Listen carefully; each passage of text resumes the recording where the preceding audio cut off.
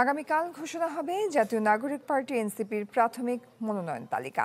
তারুণ্যের সমাহার ও দেশ বদলে দিতে পারে এমন প্রতিশ্রুতিবদ্ধরাই অন্তর্ভুক্ত হচ্ছেন প্রার্থী তালিকায়। ৩০০ আসনেই প্রার্থী দিতে প্রস্তুত বলে জানান এনসিপি নেতারা।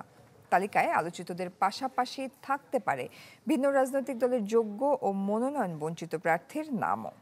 নতুন বাংলাদেশ গড়তে এলো জুলফিকার স্টিল। জুলফিকার স্টিল, ইস্পাত দৃঢ় অঙ্গীকার। নির্বাচন সামনে রেখে আসন ভিত্তিক প্রার্থী ঘোষণার অপেক্ষায় জাতীয় নাগরিক পার্টি। চলছে অঞ্চল ভেদে সমন্বয় সভা ও প্রার্থিতা যাচাই বাছাই। কত আসনে প্রার্থী দেবে এনসিপি? নতুন রাজনৈতিক দলটির সমর্থকই বা কজন? আদৌ ৩০০ আসনে নির্বাচনী লড়াইয়ে নামার জন্য কতটা প্রস্তুত? প্রশ্ন আছে দলটির রাজনৈতিক সক্ষমতা ঘিরেও। কারা থাকছেন তালিকায় এমন প্রশ্নে আক্তার হোসেন জানান, তারুণ্যের সমাহার ও দেশ বদলে দিতে পারে এমন প্রতিশ্রুতিবদ্ধরাই অন্তর্ভুক্ত হচ্ছেন মনোনয়ন তালিকায়। আমরা ৩০০ প্রস্তুতি নিয়েই আমাদের কাজটা করছি। প্রার্থী ঘোষণার মতো প্রার্থী আমাদের দলের বাইরে থেকে যারা আমাদের সঙ্গে যোগাযোগ করছেন তাদের সকলকে নিয়ে কিন্তু সেই সংখ্যাটা অতিক্রম করে যাওয়ার মতো একটা পরিস্থিতি তৈরি হয়েছে। সেই প্রার্থী তালিকার মধ্য দিয়ে একটা নতুন চমক মানুষের কাছে উপস্থাপিত হবে।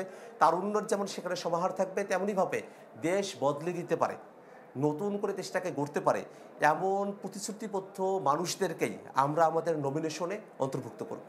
প্রশ্ন ছিল, অন্য দলগুলোর মনোনয়ন বঞ্চিতদের আশ্রয়স্থল হয়ে উঠছে কি জাতীয় নাগরিক পার্টি? তাদের যে রাজনৈতিক ত্যাগ তিতিক্ষা গত 15 বছরে হাঁটুর মধ্যে গুলি খেয়েছে, পা কেটে ফেলছে, আমরা তো তাদেরকে মূল্যায়ন করতে হবে। এটা বিএনপি মূল্যায়ন করে নাই, জামায়াত অনেক ক্ষেত্রে মূল্যায়ন থেকে পিছিয়ে আছে। তাদের ফলতে এই মানুষগুলোকে উঠিয়ে নেওয়া আসা আমাদের দায়িত্ব, সেই দায়িত্বটা আমরা আদায় করছি। যদিও দলটির আরেক নেতা সারওয়াত তুষারের দাবি, মনোনয়ন ঘিরে অন্য দল ভাঙার দায় নেবে না এনসিপি।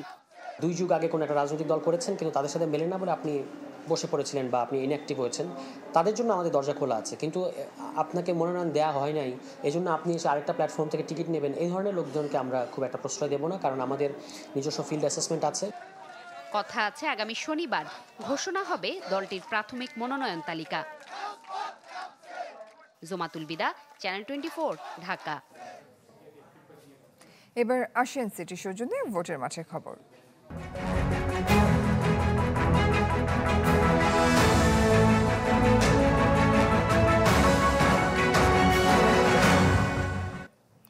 দিনাজপুরে 6 আসনের 3টিতেই বিএনপির মনোনয়ন নিয়ে বিরোধ দেখা দিয়েছে।